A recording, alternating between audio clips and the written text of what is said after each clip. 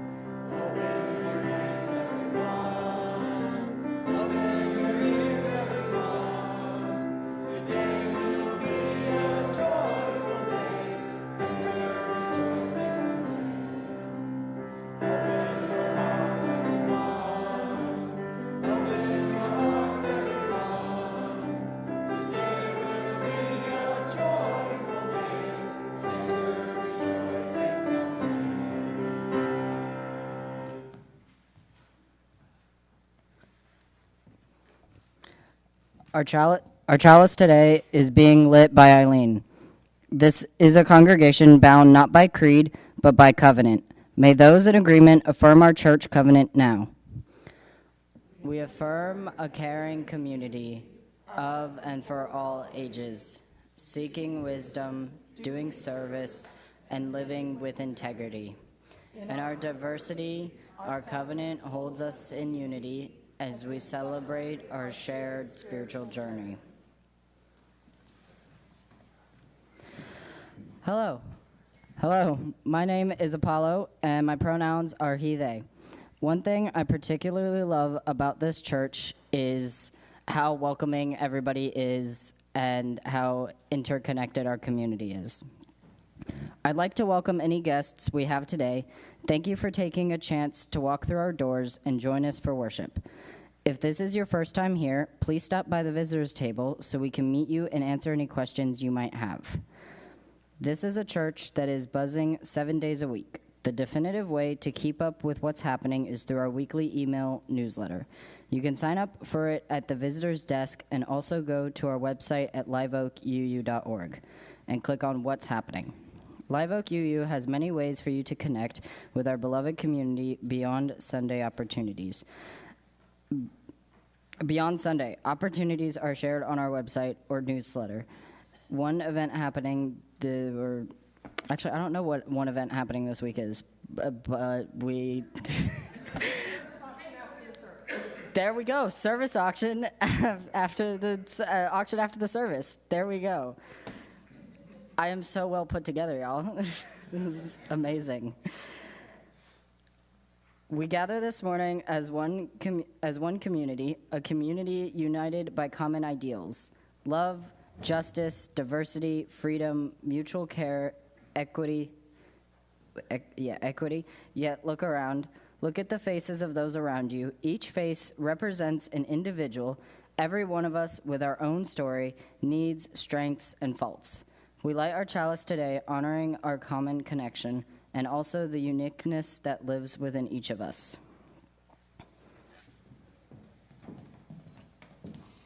Each Sunday when we gather as a congregation, we bring our joys and sorrows with us into this room.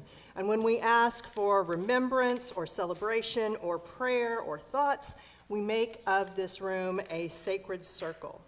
And we've got some joys and sorrows here today to share. And Jeff Lowry shares, Amy and I will celebrate our 7th anniversary this Tuesday.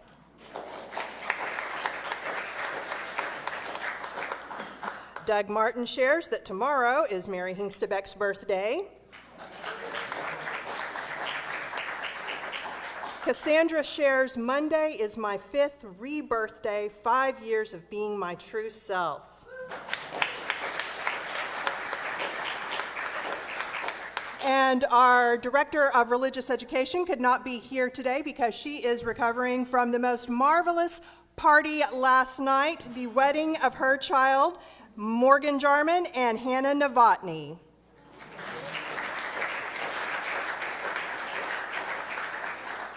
For all of the joys and sorrows that we hold, both those spoken and unspoken, we bear witness with our care and concern. Please join me in singing.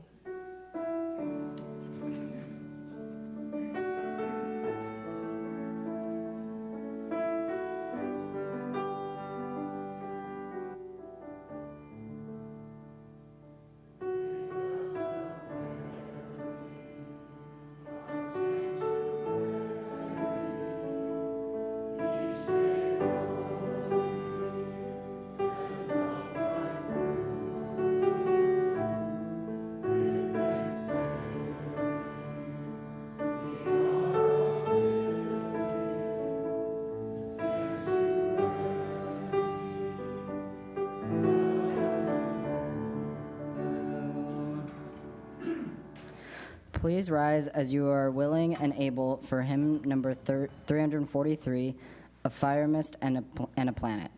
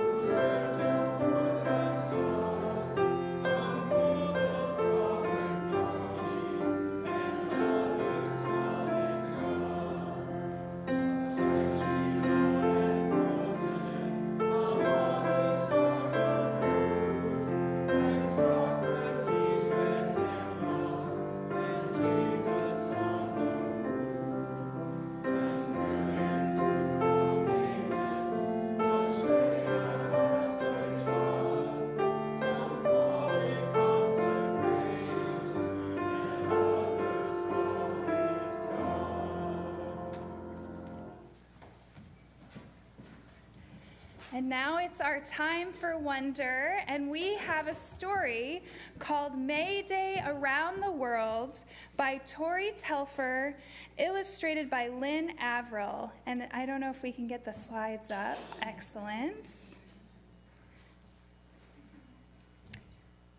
Uppsala, Sweden.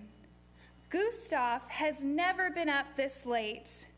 He watches his father throw another piece of old furniture on the bonfire. Tonight they are celebrating Walpurgis Eve, the last day before spring. Gustav's neighbors sing soft songs around the fire. His mother brings him a green blanket and a bowl of nettle soup. Spring is coming in the morning, she whispers. Gustav curls up on the blanket and feels the lovely warmth of the fire. Austin, Texas, USA. We know where that is. Maria and Carlos put a May Day basket on Miss Garcia's doorstep. The basket is filled with purple violets and a chocolate bar. Maria rings the doorbell and they run behind a big oak tree. Creak! The door is opening. Maria peeks out from behind the trunk.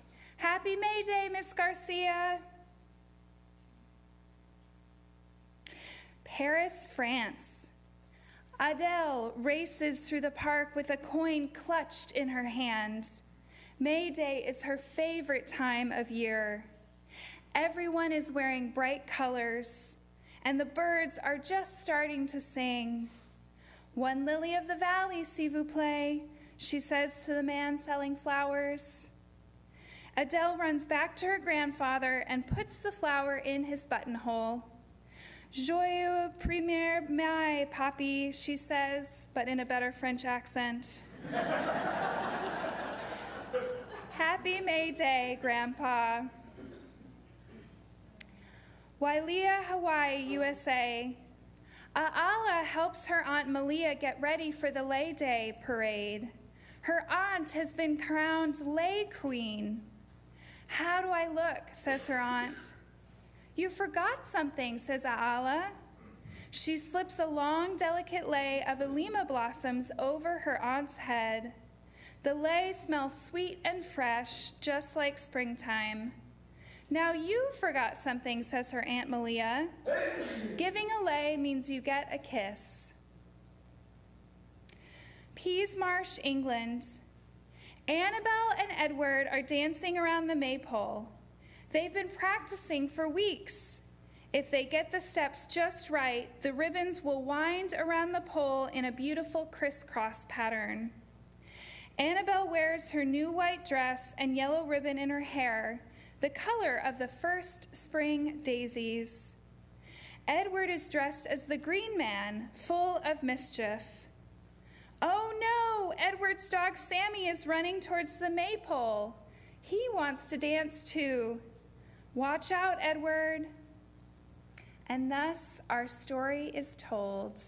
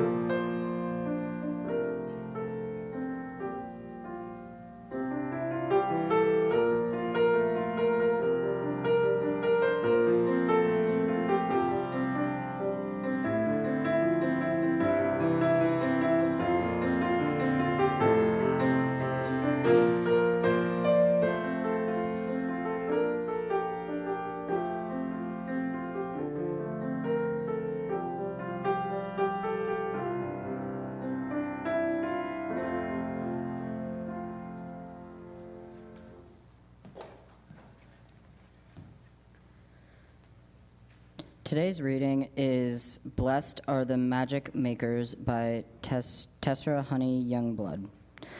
One glorious spring day, I was on a field trip with a group of middle school youth, venturing a short way down the Florida National Scenic Trail. We were aiming for a small swimming hole about a mile in on a new section of the trail, but about halfway there, we heard and then saw an arresting sight up ahead. 2 large eastern diamondback rattlesnakes, who upon hearing us come around the bend, had coiled their considerable bulk and were making a bone-chilling noise with their impressive tails. Their heads held aloft half a foot off the ground. We felt awed and chastened to have encountered them. Still, after waiting in vain for 10 minutes for them to move on, we turned and went back the way we came, intending to find an alternative route to the spring. But the alternative path we chose was through a section of grass that, while free of venomous serpents, was full of very large, very sharp sand spurs, a fact that we somehow missed until our whole group was a ways in. We could see the main path to the swimming hole ahead, but we had to pick our way through the spurs to get there. Behind us, of course, were the rattlesnakes. In the midst of our homegrown Scylla and Charybdis, what did the youth do? They started playing. A few of the more athletic youth sprinted ahead and then cheered the rest of us on as they picked the spurs from their socks and skin. As one made her way out of the poky grass, she joyfully tossed her tennis shoes to a classmate wearing flip-flops.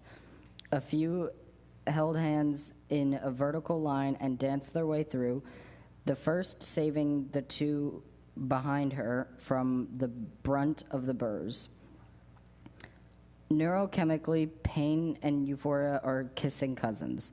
Blessed are the magic makers. Often are children and youth and some lucky adults who retain the charm, who can transmute one to the other in the most unexpected and needed moments. And that concludes our reading.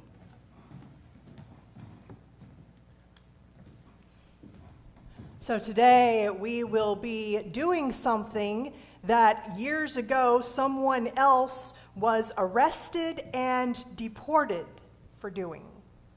The year was 1628, and Thomas Morton was an English lawyer and businessman who had decided to move to the New World, seeking opportunity. Now, Plymouth Plantation, Captain Miles Standish and all that, had already been set up, but not being a Puritan, Thomas Morton did not really find it to be his flavor. So he created another settlement about 60 miles north. It came to be known as Marymount, and the people who lived there did indeed enjoy being merry. They were not Puritans. Now, Marymount was kind of like the Austin of its day, a liberal town in the midst of very conservative Christian nationalism. But they lived their own way. They enjoyed making merry. One big difference between them and the Puritans is whereas the Puritans believed that God had sent them to tame and to civilize the nature that surrounded them, the people of Marymount instead believed that they were supposed to live within it. And Thomas Morton would later write a book where he described in eloquent terms the beauty and the wildness of the wilderness that was all around them.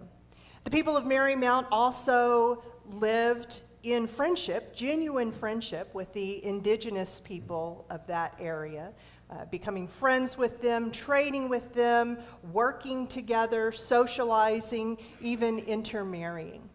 So they, for quite a while, enjoyed a good life in this new area.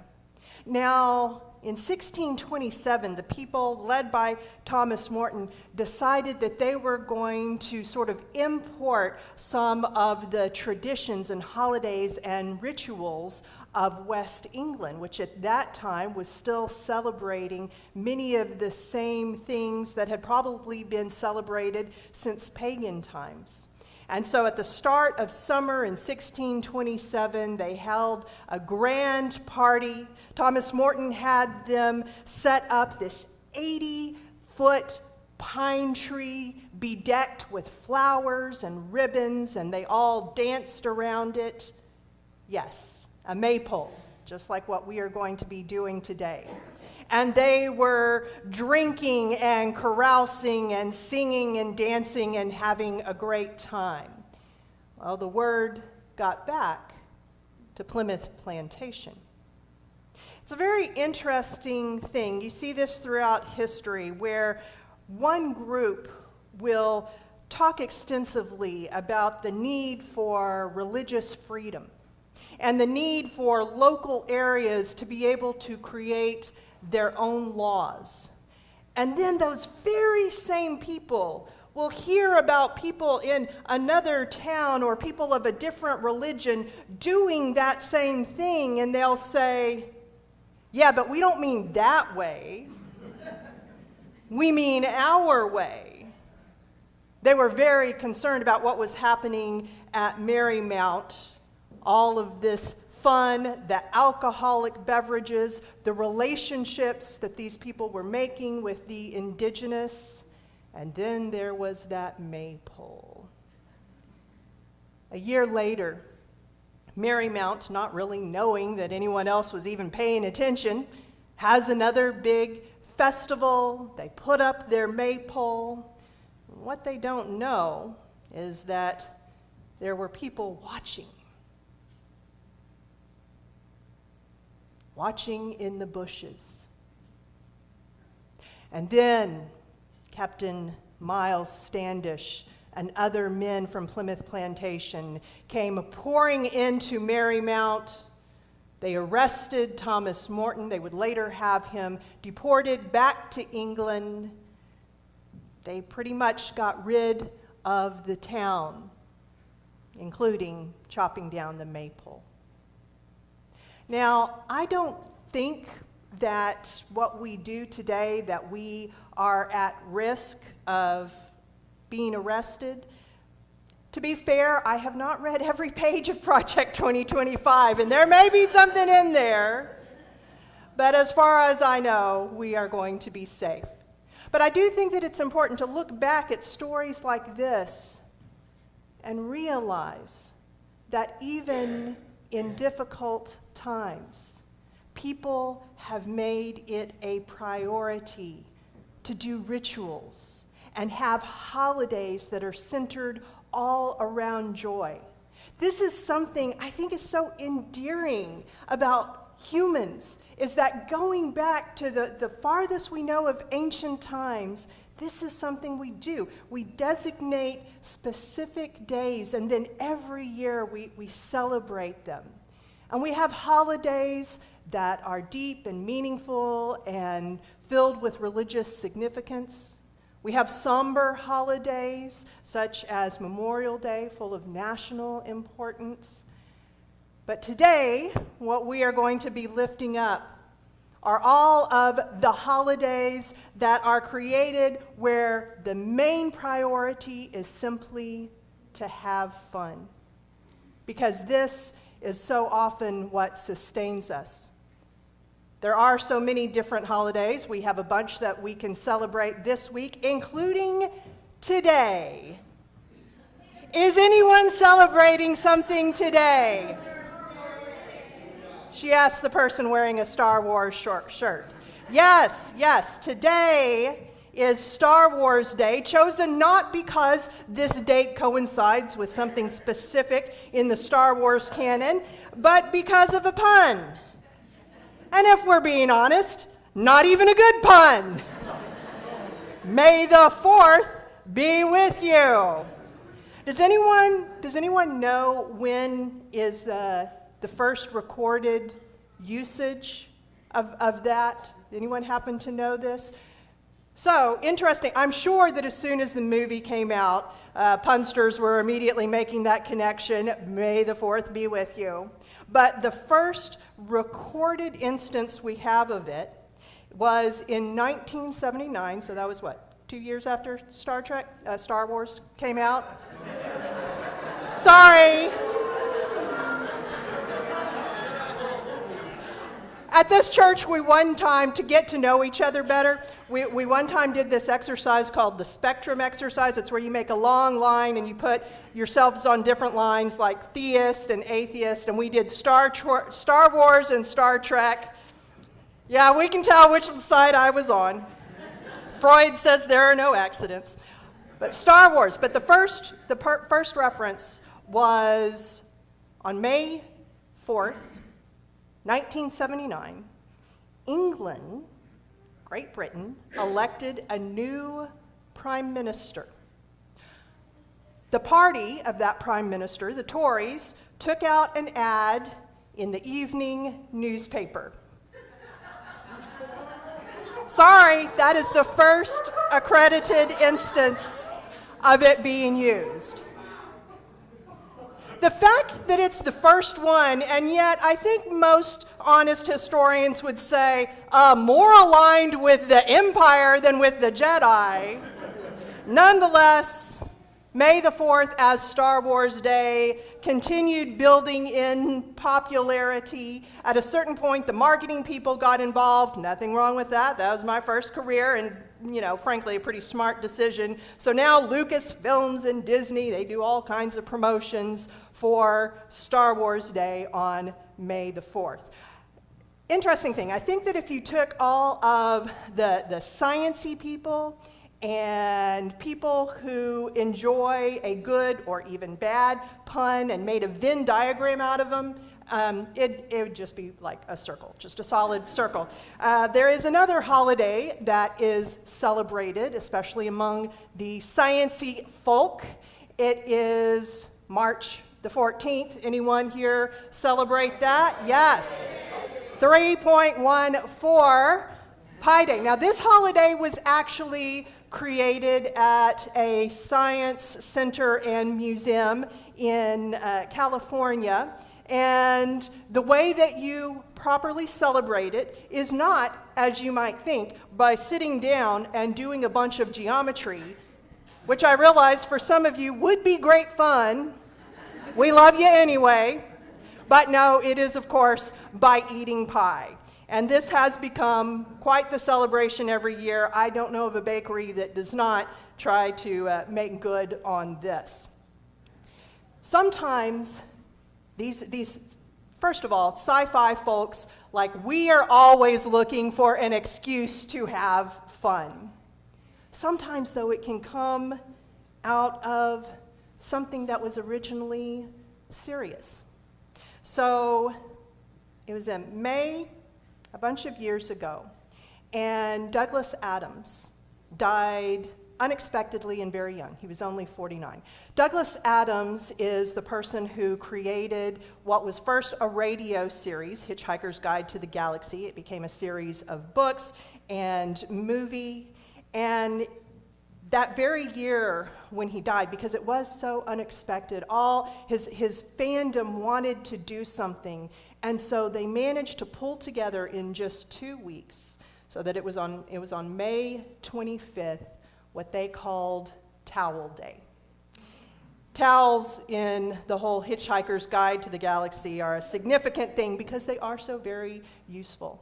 And so still today, you will find people who are celebrating Towel Day. Now, you do not have to be a nerd to pull out a holiday from some form of pop culture. In fact, I think that nowadays, if there is a date that is mentioned in a movie, in a TV show, in a song, do you remember the 21st day of September? Someone is going to say that should be a holiday. And you definitely have different little groups that will sort of attach themselves to something that might mystify the rest of the people. For instance, Gen Xers. April 8th. Oh, we mustn't. No, not today. We can't.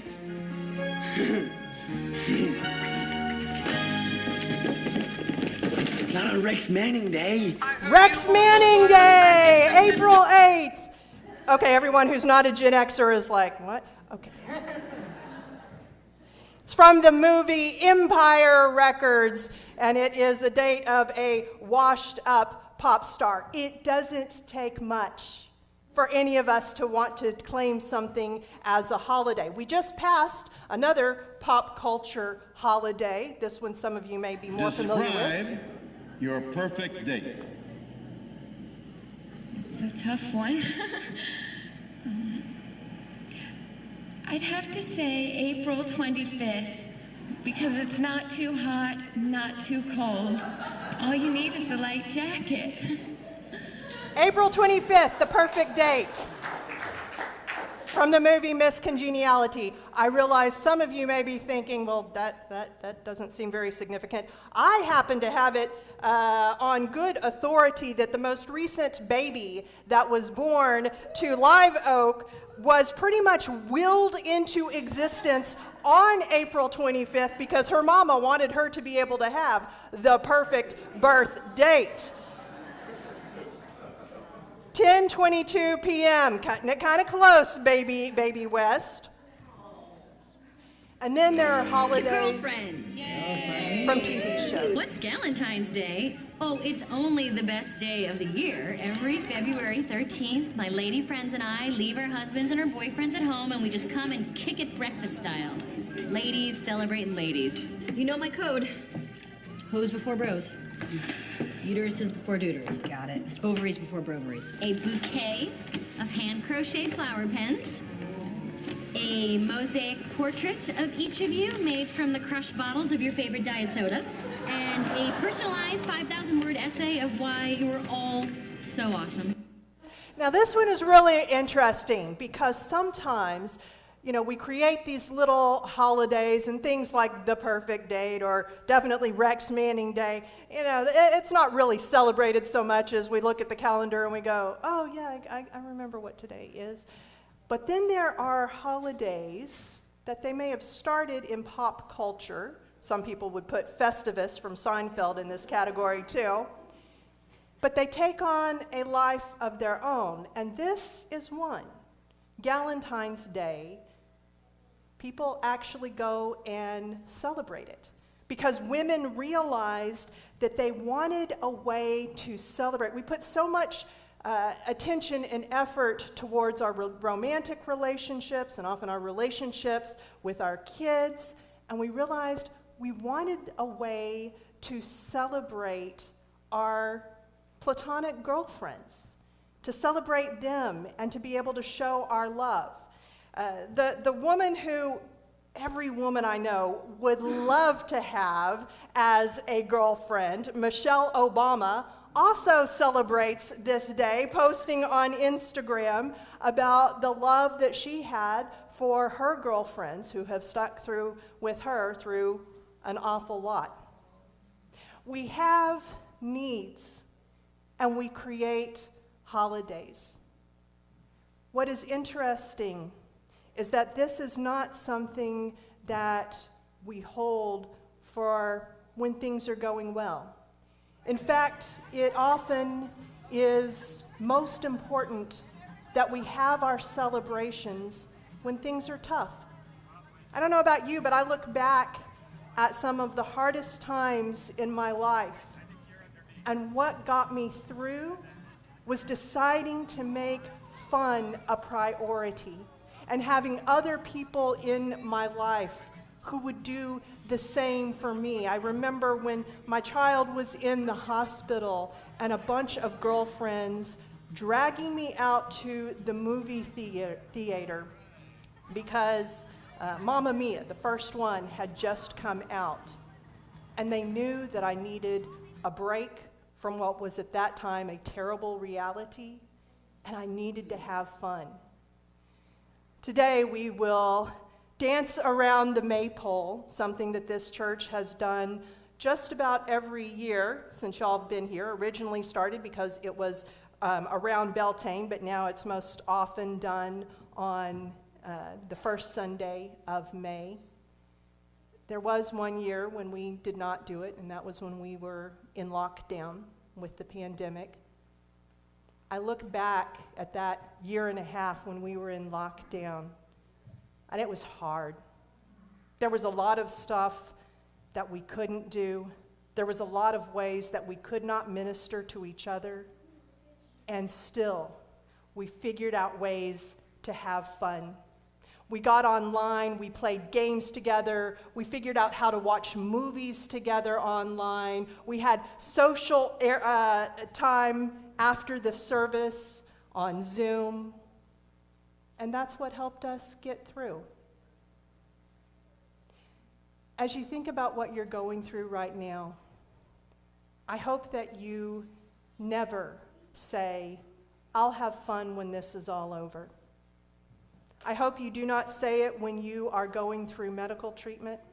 I hope you do not say it when you are going through divorce or through grieving a death or through, waiting to overcome the cis white supremacist Christian nationalist, fascist thing that we are going through now.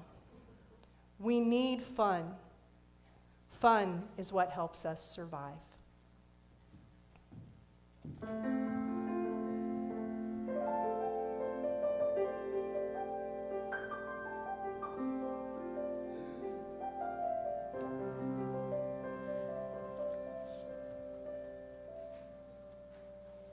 Please join me in a moment of reflection in words and silence, making yourself a little bit more comfortable, closing your eyes if you'd like to do that, so that you can go inward.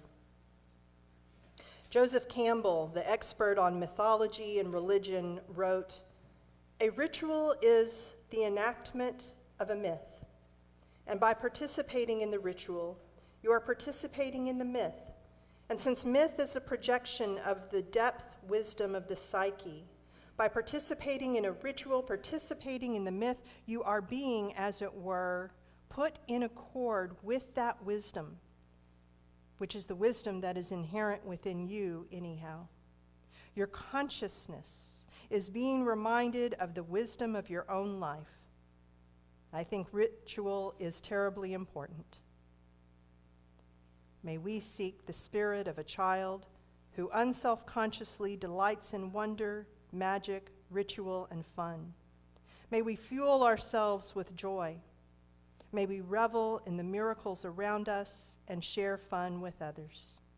Let's hold that for a moment in silence.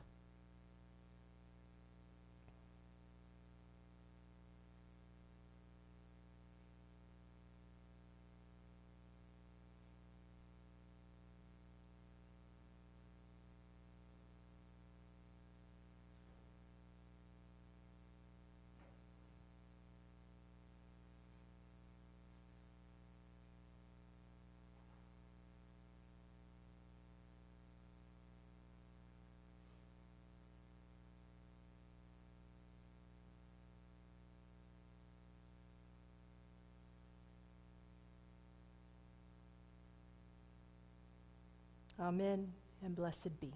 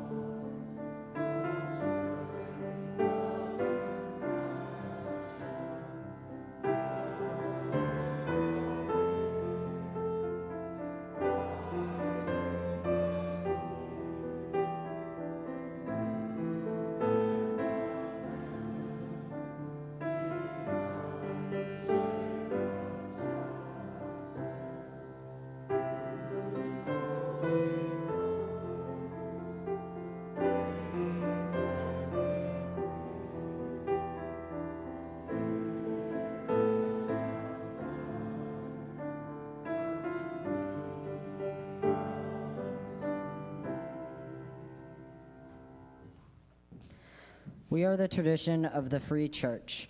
Our church and our community outreach are supported not from an outside source, but from within. We invite you to make a financial contribution to help sustain this church's vital work, knowing that every gift, large and small, is appreciated and carefully used in service to our mission. The QR code or text information for donations is available at the back of the seat pocket. If you would like to donate by credit card, Apple, or Google Pay, someone from stewardship can assist you near the kitchen after service. Every week, we share what is given with an organization or program whose works reflect our own UU values. This month, we are designating the Our Whole Lives Comprehensive Sexuality Education Program as the recipient for the Share the Plate. And we have somebody to tell us more about that now.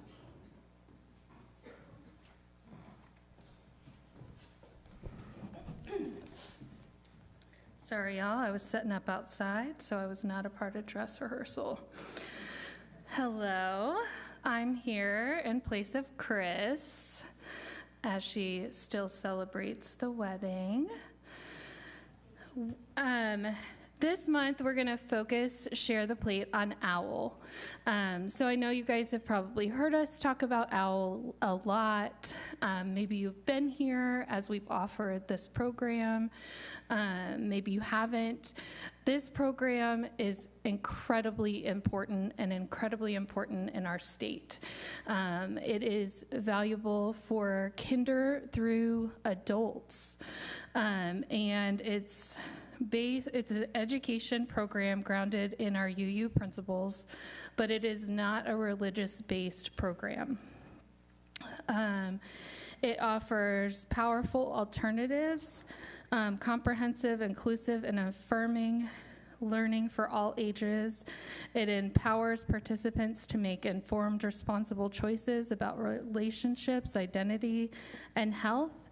It's rooted in respect, consent, and dignity. OWL is more than education. It's justice work, pastoral care, and bold expression of our UU values in action. And what I love about this program is it not only educates our kids, young adults, and adults, but it also helps us as parents kind of navigate these conversations with our kids.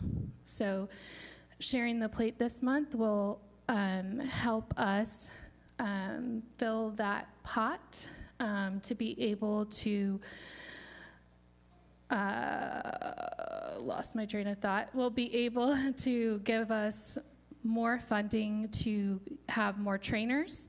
And if this is something that you're interested in, Chris is looking for people that might want to be OWL facilitators. So that's just a conversation we're starting to have. So thank you guys so much.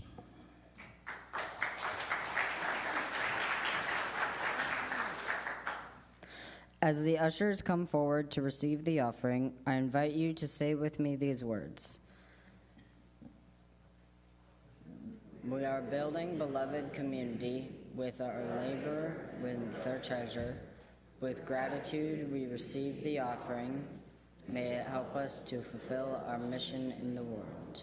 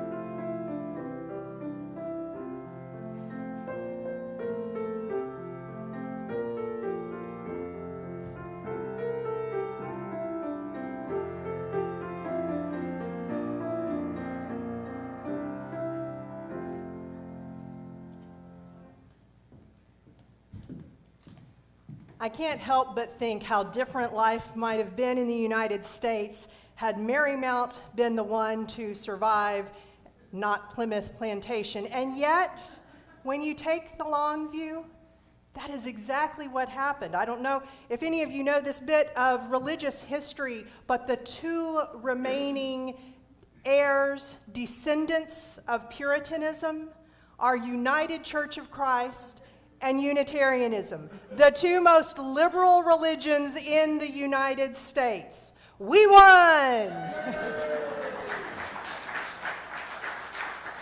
Today, we have an excellent opportunity for you to practice having fun. We're going to have our maypole outside. We're going to have a nacho bar inside, and it is the time of our annual service auction. And so you are invited to bid and bid generously and get into absolute throwdown fights with other people over the auction offerings. This is a fundraiser for the church.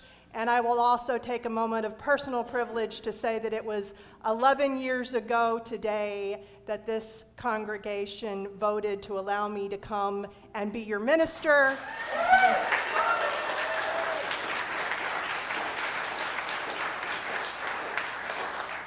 And haven't we had so much fun? Go in peace.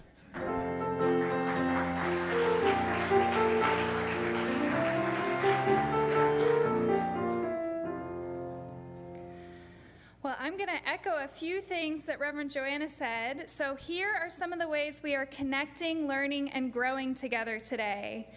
After the service, we have the Maypole dance outside the fellowship hall, followed by a nacho bar potluck lunch and the Spring Fiesta service auction. Everyone of all ages is welcome to participate in the festivities. We will also have childcare staff available until 1:30 for outside time or free play with friends. Please be sure to sign kids in with the childcare staff. Meditation group will meet today in room 208 from 12:30 to 2. Whatever you choose, we invite you to get connected in this welcoming community. Let's work together to empower dreams, encourage growth, and embrace joy. There's a place for you here.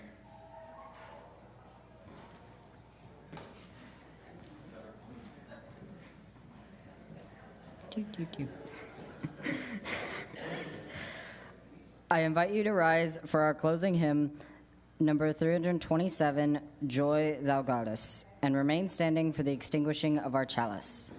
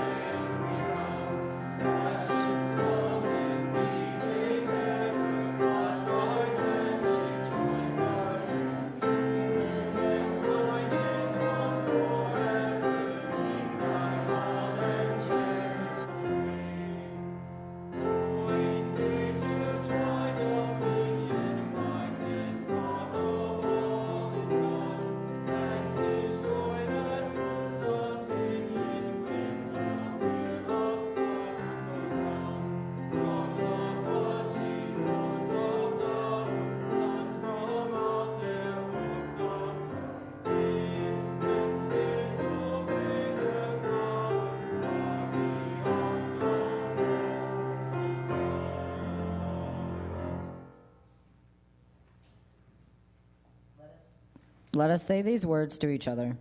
We extinguish the flame here that it might glow gently in our hearts.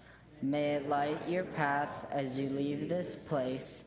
May it guide your way until we are together again. It has been a gift to be together today. Thank you for today's home team who provided hospitality and worship and tech leadership. Let's continue that hospitality by spending the next 5 minutes talking with someone we don't know. Members, be sure to introduce yourselves to any first-time visitors we have. They're the ones with the handwritten name tags. And show them where the visitors' table and coffee are. And may we all know the blessings of fellowship.